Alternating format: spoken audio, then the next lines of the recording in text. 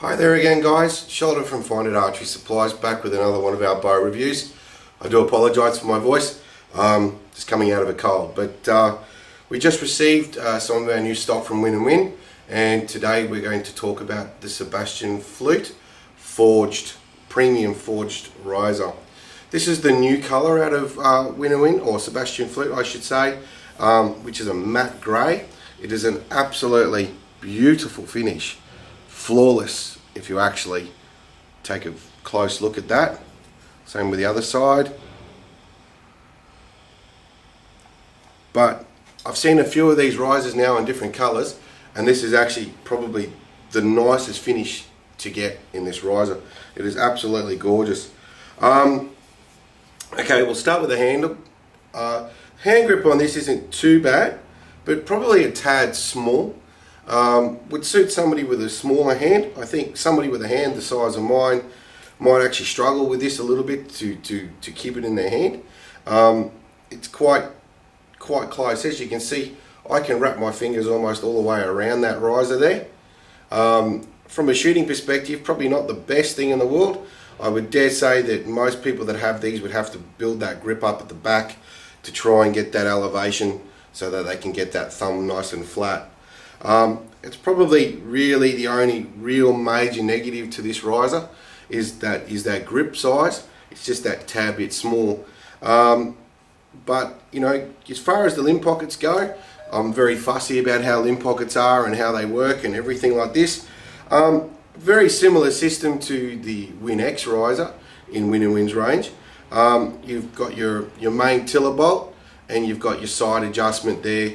So if you have a look at the pocket, as you can see, it's a shifting pocket.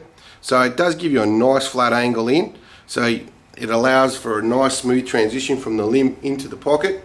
However, I would say that if that was slightly out of alignment, you would have a little bit of difficulty getting that limb in. But we have nice big solid grub screws on the side. That way you can be assured there's probably going to be very little stripping there when you're trying to torque it up or twist it or get your bow a bit straight. This does sort of jump a little bit in the price range. These are in around the 200, between 200 to 300 mark, depending on where you get them in the world. But you know, it does offer you all the things that a riser should. It allows for bottom weight, top weight, middle weight, stabilization. There's also your clicker, your little clicker knob there as well. So you know, look, realistically, it's a very well made riser. It is starting to get a bit heavy for an aluminium riser of its nature, which is machined. You know, you would expect for a machined riser just to be that tad bit lighter, but it's definitely a nice solid feel. It's got a lovely shape to it. You know, you do see quite a nice arc to the bow. You know, I've shot one or two of these as well, and they're reasonably comfortable to shoot. Like I said, you know, there's not a lot wrong with this particular riser. It actually sort of suits a lot of purposes. It's just a little bit pricey for my liking. But look, as I say in all my reviews, it's just my personal opinion on this sort of stuff. But you know, from a shop's owner's perspective, they are a very popular riser. We do sell quite a lot of them. You know, and the feedback on them is quite good, and most people do continue on with them for a few years. It would be about a 3-year to 4-year investment type of bow. So it's sort of getting up there with the Hoyt Horizon and the Samick Avanti, that kind of thing. It's actually probably closer matched to something like the Samick Athlete or the Win and Win X. Now when you start comparing those three risers, it's probably at the tail end of the cheaper scale out of those three risers. But that's probably where this riser is going to sit, in that particular bracket there.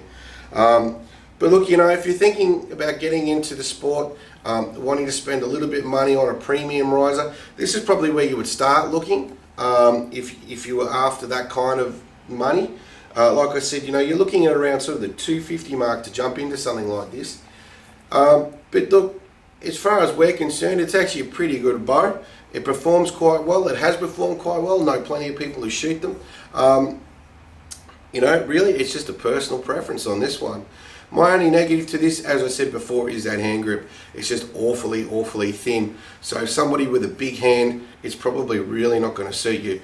But somebody with a slightly smaller hand, so somebody, you know, anywhere under probably 5'6", 5'7", is going to have a slightly smaller hand, which will probably feel a little bit more comfortable on this. But I would say you would definitely have to build this hand grip up to get it just to be a little bit fatter. But look guys, a lot of people do, just quickly, a lot of people do send me emails about shipping overseas. Yes, we do. We do ship overseas. It is a flat $50 fee, initial flat $50 fee, anywhere in the world, and then it goes up from there. So to send something like this to America on UPS or something like that, it would be about $55, $60 to send this to you. But we do sort of look after our overseas customers a little bit. We do tweak your pricing just a little bit to make it a bit more appreciative for you. But you know, the more you buy, the heavier it gets. Of course, the weight goes up and the cost goes up. But if also, we're always happy to take on your own freight carrier. If you have a preferred freight supplier, you give us your account details and we'll quite happily send your product on that account for you as well. But look, guys, the Sebastian Flute Forged Plus, it's a lovely riser, well worth the money. You know, I would be considering it if I was looking to get into this market. So, as far as we're concerned, great riser.